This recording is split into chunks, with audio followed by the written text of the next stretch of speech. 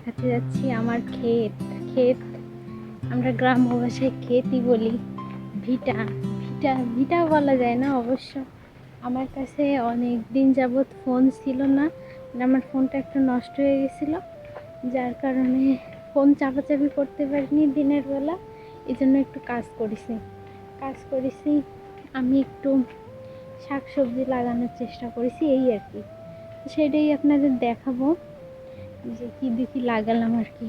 এইভাবে অবশ্য আমাকে দেখা যায় না। এই যে ছোট্ট একটা ক্ষেত, লাউ ক্ষেত।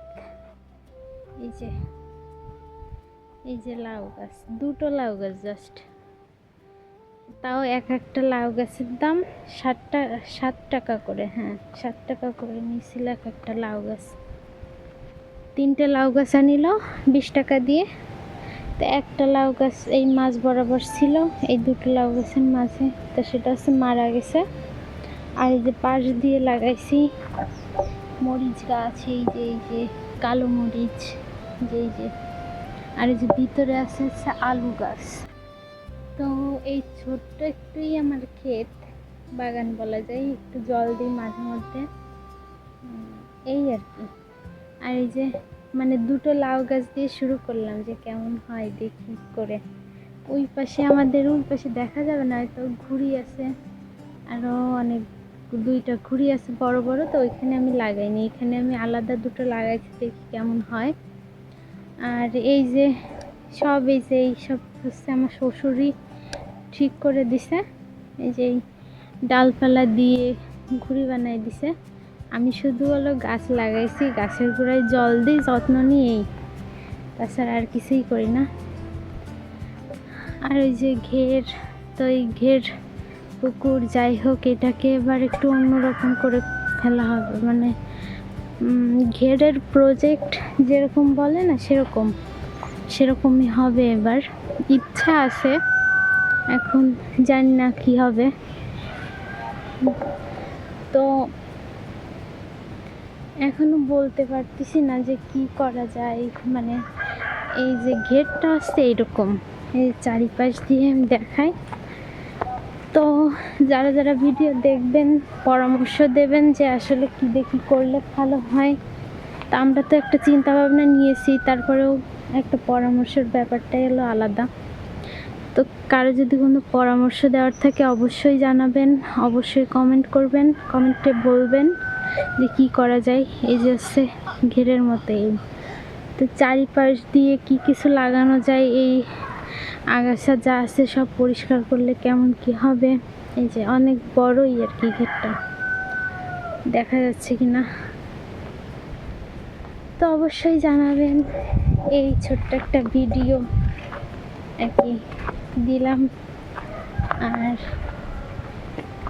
সারাদিন কি করব, একা একা বাড়ি থাকি, একটু ফোন চাপি, একটু ভিডিও করি, একটু এটা করি সেটা করি, এই আর কি। তাছাড়া আর কি। আবার মরিচ গাছ লাগাবো, তার জন্য এই যে মরিচ গাছ লাগানোর টব আমি নিজে বানাইছি। এই যে মরিচের চারা, মরিচের ছোট্ট চারা হচ্ছে আর কি, লাগাইছি গাছগুলো। এই আরো একটা আছে, যে রোদের জন্য দেখা যাচ্ছে না, মানে চালের উপর রেখেছি। সূর্যের তাপ, আলো সব কিছুই যাতে পাই জানো।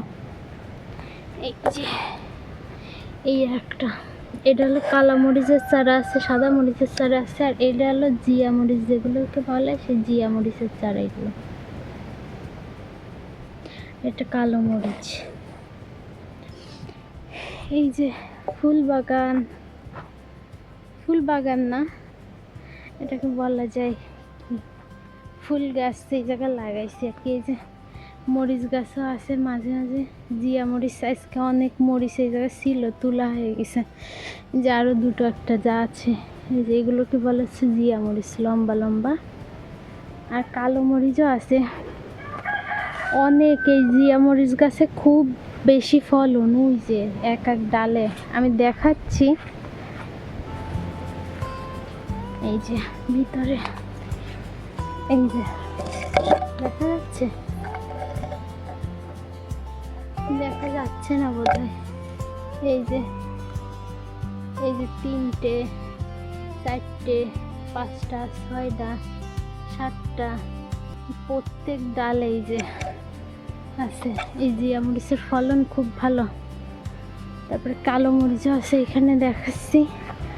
আজকে রান্না করার সময় এখানে আবার আলু লাগানো হয়েছে, সেটা আর কি আমি লাগাইছি। তবে এইসব পরিষ্কার পরিষ্কার সব কিছুই আমার বর করেছে, আমরা দুজনে করেছি।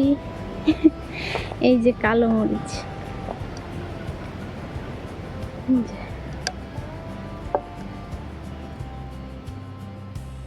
কালো মরিচ, এই যে মরিচ তো পাইকে রয়ে গেছে। এই যে এটা হলো জিয়া মরিচ, পাকা জিয়া মরিচ।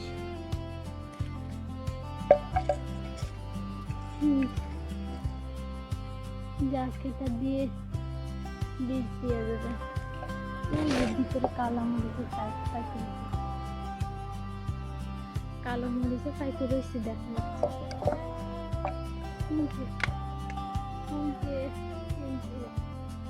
এই অনেকগুলো এই যে বীজ দিয়ে যাবে। এই যে ফুল, সারাদিন বাড়ির মধ্যে এইসব কিছু নিয়েই থাকি। এই যে লাল মরিচ, জিয়া মরিচ যাকে বলে, এটা দিয়ে চারা দেবো। তো এখন স্নান করতে যাবো। টাটা।